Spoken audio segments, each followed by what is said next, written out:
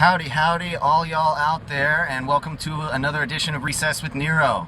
And coming at you on location once again, threw on a quick cover-up for the work shirt, but coming at you this 4th of July. Happy 4th, everybody out there. Wanted to take a special second there, think about why we have this day, why we get to be independent, and a little thank you to those that are still out there fighting for that. I know there's other holidays for that, but I'll take any chance I get.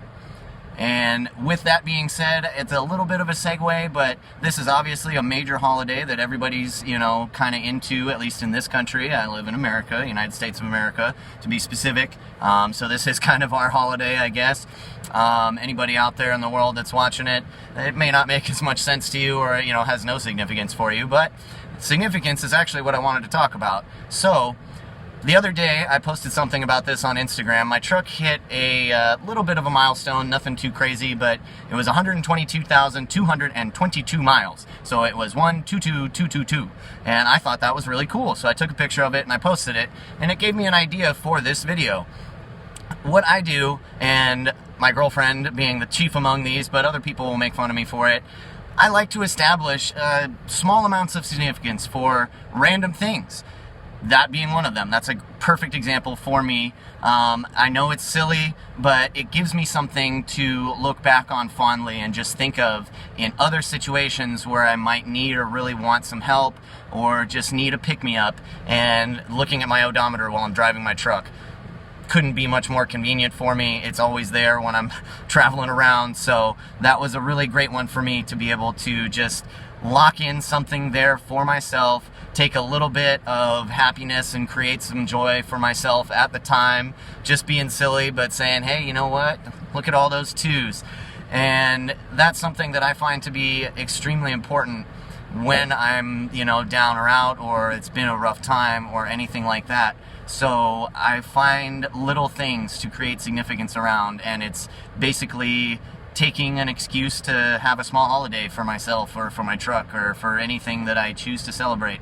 And that just gives me pause and more reason to appreciate the things that I do have.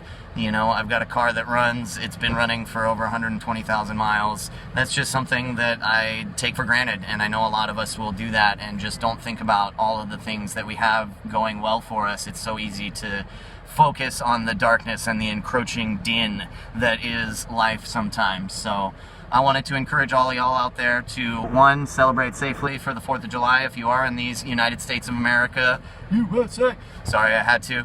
And if not, or if you're watching this at a different time, take a little bit of time, create your own celebration, make your own significance, have a tiny holiday for yourself, even if that's the only person that's around.